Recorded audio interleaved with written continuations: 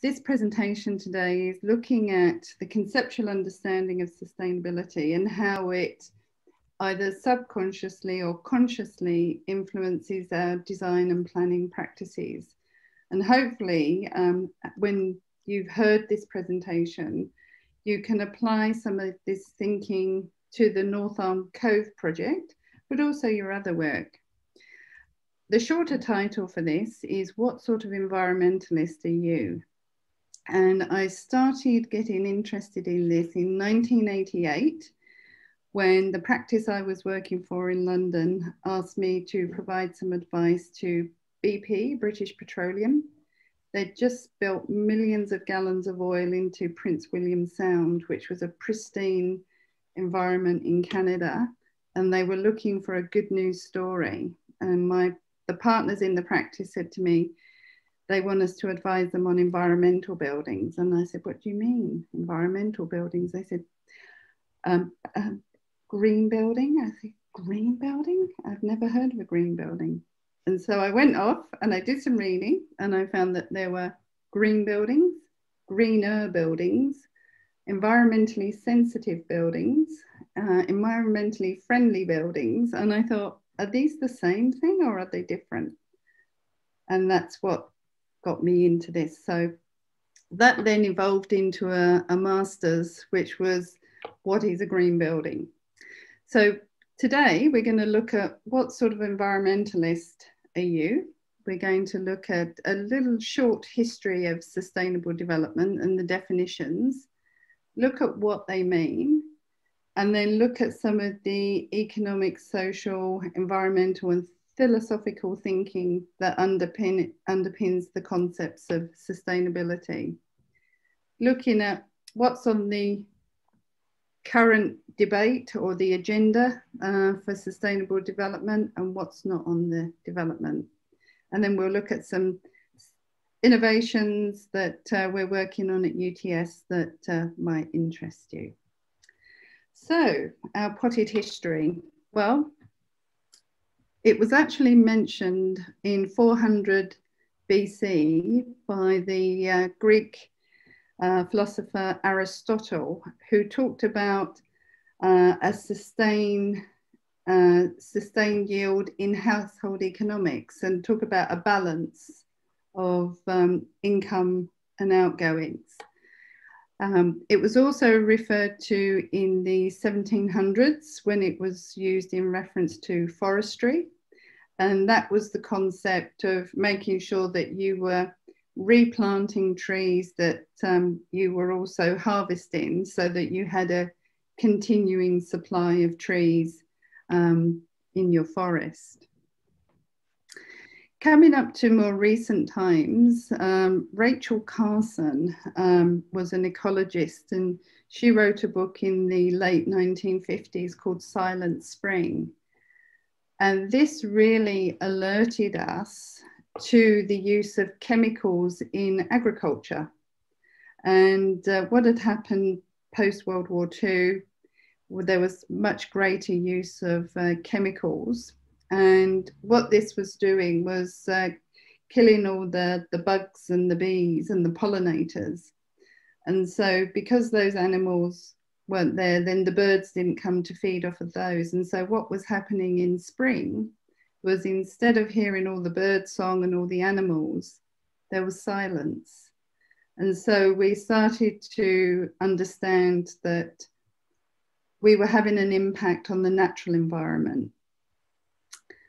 Then in the early 1970s, there was a major report called The Limits to Growth. And that was basically looking at global consumption and population, and maybe questioning how many people could the planet sustain, and were we going beyond the limits to growth, and what would be the consequences of that. So obviously since then the pace has got faster and faster, more and more reports and comments. There was one yesterday, I think David Attenborough and the UN person were talking about our impact on the climate and how we really had to act urgently now if we weren't to have a major sort of catastrophe. In the late 1980s, Gro Brundtland, who was the chair of the United Nations group, who prepared the Brundtland Report, and this has established one of the most widely recognized definitions of sustainable development, and that is development that meets the needs of the present without compromising the ability of future generations to meet their own needs. So this has two really important concepts. You've got the concepts of needs as opposed to wants. So I need shelter, I need food, I need safety, security. I might want a Ferrari, but I don't need one. And the idea of limitations. So these are imposed by the state of technology, but also the social organisation on the environment's ability to meet the current and the future needs. So the idea of, they call it intergenerational equity and intra-generational equity. And that is the idea of passing on to the next generation the same sort of opportunities that the current generation has. So if we're cooking the planet, then obviously it's going to be much harder for the next generation to thrive and survive. So this is a definition that you will often see recurring and adopted by different organisations, in different countries, government and private organisations alike, and they vary them slightly. So moving on to the sort of the way we frame this definition of sustainable development, John Elkington introduced the concept of the triple bottom line. And for him, he said sustainability has got three main areas. You've got social sustainability, economic sustainability, and environmental sustainability.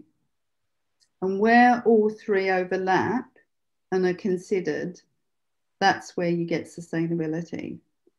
Now, the little image here on the slide shows that if you've got economic and social sustainability, you tend to have equitable development, or equitable, that's right, that's better pronunciation.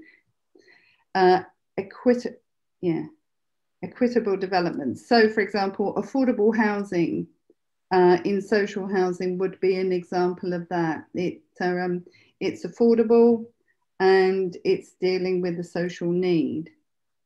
On the other hand, if you just have environmental and economic, it could be viable, but it wouldn't, if it doesn't have that social aspect, it wouldn't necessarily be sustainable. So you can see things start to get interpreted and people overlay their ideas and it gets more complex.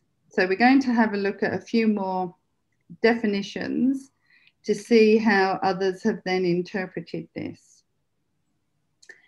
Now, this one here is a public transport organisation. So you can see from this diagram that we've still got those three circles. We've got environment and economy. Social has become society, which may or may not be the same thing. You can also see the text in their on their diagram sort of suits their transport, the fact that they're in the transport sector. So, for example, in economic development combined with sustainable transport systems bring in solid economic growth. And where the economic and the social overlap, then you've got social inclusion bringing economic prosperity. The text that I found in this definition was, you can see there highlighted in bold, that's the Brundtland definition, a development that meets the needs of the present without compromising the ability of future generations to meet their needs. But you can see underneath where they expand upon it, the field of sustainable development can be conceptually broken into three constituent parts. So environment becomes environmental protection, economy is economic sustainability, and social is social justice. So again, you can see they're slightly tweaking and expanding the definition to suit their own conceptual understanding. So that's that one. Now, oops. I'm just, where's the next slide?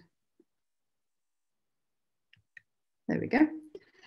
So what I would like you to do is have a little think for a minute and think, when you think of sustainable development, what sort of things come to mind? So just have a little think about the sort of things that come into your mind. Okay. So quite possibly you may have started to think about things like energy conservation, recycling waste, and it might be recycling waste during the construction process or during the building life cycle. It might be reducing consumption, so buying less consumables, using less resources. It might be around transportation. I think this year already, global greenhouse gas emissions decreased by about 9%. And of that 9%, 40% of that 9% was because air travel had more or less stopped because of the COVID pandemic. So travel makes up a lot of greenhouse gas emissions. So we've also got energy efficiency and conserving energy. Some people will look at embodied energy. So you might have, say, a material like concrete or steel. So steel and concrete used in building construction both have a lot of embodied energy in the extraction of the raw materials and transportation, and then your manufacturing process into, say, steel beams or concrete columns involves a lot of energy. So there's a lot of energy compared in those materials compared to, say, timber frame buildings, where the timber is just logged and then sort of left to mature, treated, and then brought to the site. Other aspects that could be considered are social sustainability, which is things like healthy buildings, affordable buildings, affordable housing, etc. And then finally, another thing increasingly that we find is the idea of applying technology. So you can have smart buildings or smart cities and smart precincts. So the idea here is we actually use computer technology to moderate the amount of energy that we use. So you might have a building that has automatic shading, and then as the sun moves across the building, shading goes to either deflect heat off of the building or to get more light into the building. And the idea that's all moderated by technology and not by human beings. Okay, so this is another one that I came across, which is a very complex diagram showing an organisation's understanding of sustainability. But what this shows, I think, is the complexity and the interactions with various aspects of sustainability. So each of the circles or nodes represents a different aspect of sustainability and then shows how it's connected or related to other aspects of sustainability. So again, often when we're making decisions, there are consequences sort of further down the line and things to be balanced and evaluated. So when I looked at all these different definitions, and as I say, looking at green buildings, greener buildings, environmentally friendly buildings, and I thought to myself, well, is it possible to classify these different perspectives? Are they the same or are they different? Are they distinctive? And the answer is yes, it is. And what I'd like to do now is show you how it can be done and also what I've found. So broadly speaking, there are two philosophical perspectives. One is an ecocentric perspective, and this means earth-centered, eco-earth-centered. And within that, there are three groups. There's transpersonal ecology, deep ecology, and moderate ecology. And the images on this slide show some of the different worldviews that this particular group have. So for example, they believe in animal rights being equal to human rights. So we do not have license to pollute the seas so that animals can't survive in the seas, for example. We don't necessarily have the rights to eat and consume animals. We should consume ethically. So we need to think about where things come from. So buying things that are made under, slave-like conditions where people get paid and treated very poorly is not considered ethical. When we look at the idea of consuming resources, with the ecocentric worldview, it's to reduce your consumption, then to reuse things, to rebuy things, and to recycle is the last stage, because with recycling, there's an additional energy input as you convert a material from one thing to another thing. So that's an ecocentric worldview. Now, the other view is an anthropocentric and also a technocentric worldview.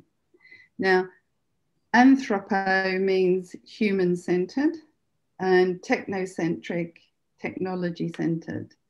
And within this group, there are two types of environmentalists, and one is called an accommodating environmentalist. Now, for accommodating environmentalists, they would see renewable energy sources such as solar, wind, tide power as being good alternatives to fossil fuels. However, they do see that man or humans are at the top of the food chain, if you like, and that because we can think and talk and organize ourselves, we have the right to consume the world the way, and its resources, the way we think fit. So the two images there with a person eating the world and another one having the world in their hand is very much characteristic of this perspective. And then the final one is the cornucopian environmentalists. And this is probably the least green of the 5 groups. And as you can see on this slide in the images, for them, sustainable development is a very simple thing. You just add water to it, and there you are, you've got sustainable development. It's not complicated at all. There's no barriers on consumption, so we can consume all of the resources. They have a view that once we've exhausted one resource, then we'll find an alternative. Nuclear energy is very, very okay with this group, and they like the idea of recycling. They don't see this need to reduce consumption or to reuse. Recycling is fine. So what I did, and what is shown on this table, is read lots of books about green thinking and conceptual understanding, and started to plot what the different groups' thinking was on a number of areas. And it's not the full table here, but it's taken from a couple of papers that I wrote. So on the left-hand side, we've got the viewpoint, and you can see on this page, we've got the belief system, views on population, views on resource consumption, the worldview, and I think their views on waste. Oops, yeah, okay, waste.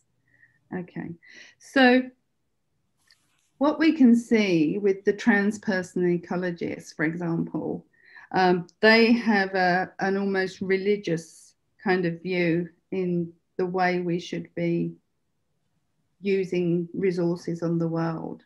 Where the boxes are empty, that's because I couldn't find any view expressed on that area by that group. So they don't talk about the instrumental value of nature or the rights of humans, and they don't talk about the carrying capacity of the earth in their literature. They're characterized as emotional and irrational, which is perhaps a little bit negative, whereas the anthropocentric groups are seen as rational and pro-science. You can see that when it comes to faith in technology, that goes from the technocentric to the ecocentric. Both the deep ecology and the moderate ecology groups lack faith in technology. It's only really the cornucopian environmentalists that have this belief in science and technology to come up with all the solutions. Interestingly, when we get to population, the ecocentric groups all talk about population, and their views range from having zero population growth to actually a population cull. So you can see that's quite extreme. I'm not sure how they decide who got the chop. But then on the technocentric group, they don't talk about population at all. It's not on their agenda. And again, with resource consumption, again, you can see from exploitative to extreme preservationist, from an ecocentric to an anthropocentric worldview. And then finally with race and what have you.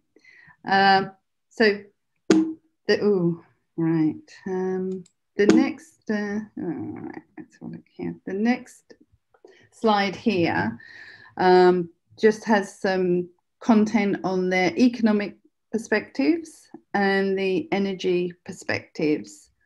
And with the economy, again, you can see that the transpersonal ecologists reject consumerism. Capitalism is not sustainable, whereas at the other end of the spectrum, The cornucopians think we should maximise growth. Capitalism is sustainable. We've got substitution theory, laissez-faire economics. Green consumerism is accepted. Consumerism is promoted. And let's get some foreign trade agreements, and etc., etc. And then finally, along the bottom, you can see going from very, very strong sustainability to strong, weak, and very weak sustainability. Now, what I do have is a quiz that I give my students, and they answer it, and each answer, it's a multiple choice quiz, and each answer is a different perspective. And then when we go through it, I ask them, you know, in your answers, were you all within one group? Say, were you all accommodating environmentalist, or were you all deep ecology? And they never are. They go all over the place. And I'll come back to that in a moment. This diagram here is trying to show how this all sort of works figuratively. So the big circle is sustainability, and that's political, economic, social, technological, legal, and environmental sustainability. And as I was saying, there's a bit of a major break between the anthropocentric environmentalists and then the ecocentric ecology perspectives, and they go from strong to weak. Now you can see with all of the circles inside that they all slightly overlap, because if you go back to the table, you can see that some ideas are shared across different groups and some are very different. So what I've done, I did this originally in the 90s, I revisited it in the noughties and also in the teens, was to find out from organisations in the built environment what sort of worldviews they had. And this diagram here just shows the same diagram as the previous slide, but we have the built environment, and this was a paper on sort of property development and real estate organisations' perspectives of sustainability. But that could be architectural firms, it could be planning, it could be government, it could be the private sector or whatever. And then what I did was I looked at their documentation about sustainability. What I've found over the years is when you talk to people, they green up in front of you, because to say that I don't care about the environment, you know, is possibly socially not very acceptable. And so they tend to have a bit of guilt. So they tend to express very green things that you don't see actually being realized in practice. So with the website, that's a great resource, because companies can put whatever they really think onto their website. And so having a look on websites and having a look at documentation that organizations have about sustainability, you can do a content analysis to see what they're talking about, and then what they're saying, what's included in their discourse about sustainability. And this slide here shows 5 different organizations and the views that they were expressing, and what we can see from this one. So this was the most recent one from the probably 2012, I think this was, that all the views they were expressing were within the anthropocentric, technocentric worldview, and some were accommodated environmentalists, but some weren't. So overall, the conclusion was we've still got a fairly weak conceptual understanding, or a weak sustainability conceptual understanding. Now, what sort of moving on, what about the built environment and architecture? This again is another definition taken from an architectural practice website, and talks about their conceptual understanding of sustainability or sustainable architecture. So it's keeping in mind environmental goals and sustainable development, seeking to reduce the negative environmental impact of buildings, increasing efficiency, moderation, utilization of building materials, etc., etc. So you get to see kind of what's within this conceptual understanding. Now, one of the things I mentioned was sort of high tech and low tech, and the two images at the bottom of the slide here give you an example there. So we've got sort of straw bale construction, which is a very old technique, and you know, uses materials that don't have a lot of processing involved in them. You use the thermal mass to create a interior climate which is cool in summer and warm in winter. They usually face up the straw bales with either a render or sometimes a timber finish. So that's a low-tech approach. A high-tech approach, on the other hand, with the right-hand side. Now, this was a design from the Middle East, and you can see it's very futuristic. It seems to be almost floating, or it's definitely surrounded by water. And we've got lots of technology to circulate the air within the structure, to clean up water, etc., etc. So this is a very high-tech approach. Now, I guess the question is, you know, which is best? Are both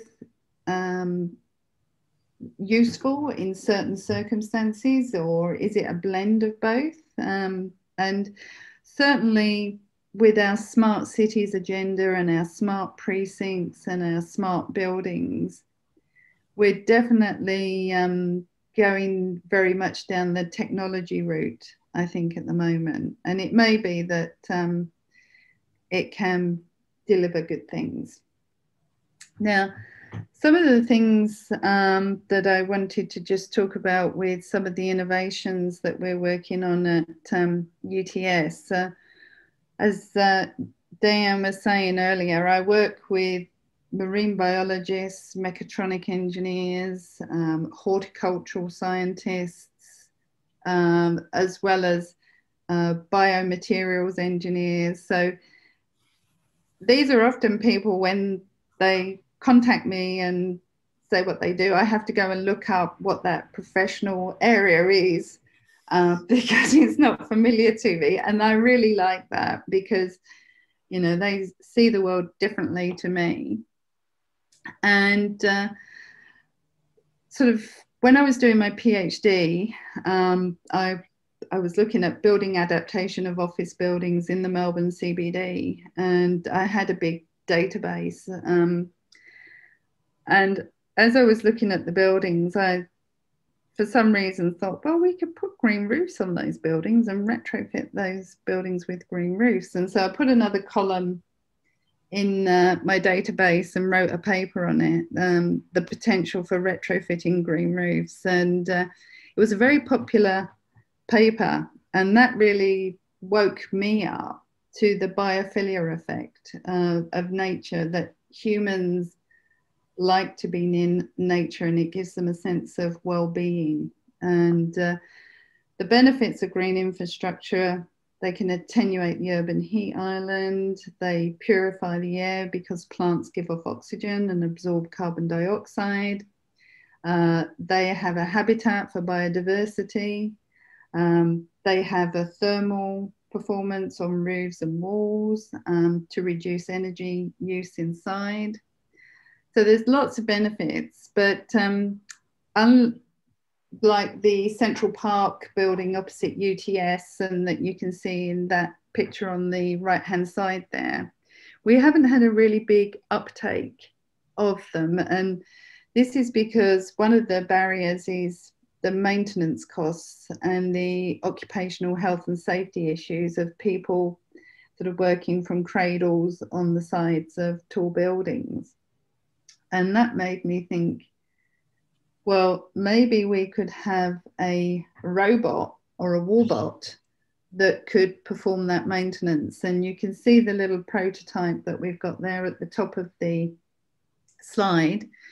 Working with a mechatronics engineer, because I don't know the first thing about robotics, but he does, and he was able to design a prototype. It's got sensors that look at the air quality, the moisture quality in the green wall modules. We look at plant health. And our second iteration of this is going to be the maintenance function, but also integrating the console panel into a building management system so that we've got a smart green wall. Another one there, down at the bottom there, this is a BIQ building, which is designed by Arup in Hamburg in 2013 for a sustainability competition, sorry. And it's a passive house design, which means it's very energy efficient. But those facade panels are filled with algae. Now, algae is a natural organism. And my experience of algae up until this point, when a marine biologist asked me to meet him and showed me this building, was that it was a problem, because algae is also known as slime, and it will form if you've got leaks in the water services within buildings. It often has an odor. So I had quite a negative perception of this, but Peter thinks algae is the best organism on the planet, and showed me this building. And what they do is they grow the biomass in those glazed panels, and then the biomass is harvested and it can be converted to biofuel. So once you've got a fuel, you've got your energy source for the building. Now, I did a feasibility study, and I've published a few papers now with Peter Ralph, he's the marine biologist, and Arnaud Castel, he's a French bioengineer who's also working at UTS. And I was amazed. Once I started reading about algae, I realized not only can you use it as biofuel, but you can also bioremediate water. So you could have a tank underneath this building that bioremediated grey water, and you could then use that for flushing toilets. But also, if you had a green roof or green walls, you could use that wastewater for watering the plants. So these are projects that we're working on at UTS. I've got a couple of panels on top of the science faculty that are just waiting to be filled up with algae and tested for production rates in Australia, because we thought that it was quite possible that we'd get higher rates of production than they did in Germany, because we have sunnier days. The other thing with algae is it's a really good source of protein. And that little YouTube link there, it's a 2-minute video. And at the end of the video, the engineer eats the algae, which is a little bit confronting. But when I started reading about that, I found out it's a really good source of protein, and at the moment humans get most of their protein from meat, and cattle fart huge amounts of methane, which is one of the most potent greenhouse gases. So the more meat we eat, the more methane is emitted into the atmosphere, with huge consequences for climate change. The other thing is algae can be used in pharmaceutical products, and there are something like, they estimate there's somewhere between 300 and 500,000 different species of algae globally. And obviously this building has only tested one type, but it could be that building facades become income generating. So if you've got a pharmaceutical company that wants to pay thousands of dollars per kilo of a particular type of algae to use in their product, that could be a different way of building and designing. And then of course there's social sustainability. Whoops, now just keeping an eye on time. I think I'm coming towards the end. So the green building rating tools, a lot of people really like these because they give you a framework. They classify and categorize all of the criteria that collectively they think are significant.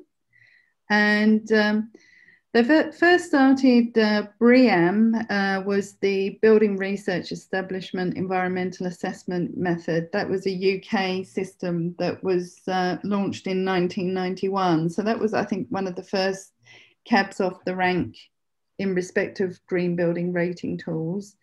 Some are national, some are international. So LEED is an American-based system, and then Green Star is the one we use in Australia, but is also, as you can see from that example, adopted internationally. So developers and owners do have choices. You know, do we want to go for the LEED one or the Green Star one? The trouble is, possibly what happens is, as I've put there, is we're in danger of hitting the targets but missing the point, because we just then refer to what's on the Green Star list of things or on the LEED list of things, and we'll go through that tick list because we want to have that level of rating. And once we've got that level of rating, we won't go any higher because that's the rating that the market likes. And they call that LEED brain because there's a recognition that that sometimes actually inhibits environmental thought. So just to sort of draw things to a conclusion, very, very quickly sort of explain some definitions and different conceptual perspectives of sustainable development. And what I concluded with my MPhil is sustainable, or sustainability, is what they call an essentially contestable concept. And what that means is it means different things to different people. And another example of a contested concept is home. So if you have a discussion about home, for some people it is their sanctuary. For other people, it's an economic investment. For some people, sadly, home is a place of terror or victimization, unhappiness. It varies from person to person. Now, I've said there, does it matter? Yes and no, I think, is the answer. It doesn't necessarily matter if we acknowledge that and we seek to try and get a deeper understanding of the perspectives that we all have, so that at least we're all acknowledging that and we're on the same page when it comes to design solutions for new communities, for existing communities. The other thing is, where do we stand in Australia compared to other countries? In many respects, we are falling behind in some areas, and in other places, they seem to be a bit further ahead. The minimum standards, for example, in building regulations with regards to energy or water consumption are higher in other countries. We are making some progress, but it's not as fast as it needs to be. Possibly technology will deliver the changes that are needed, but we have to be careful that they're not seen as the only solution. They're part of the solution, but not the only solution. Time, of course, will tell, but the clock is ticking ever more loudly.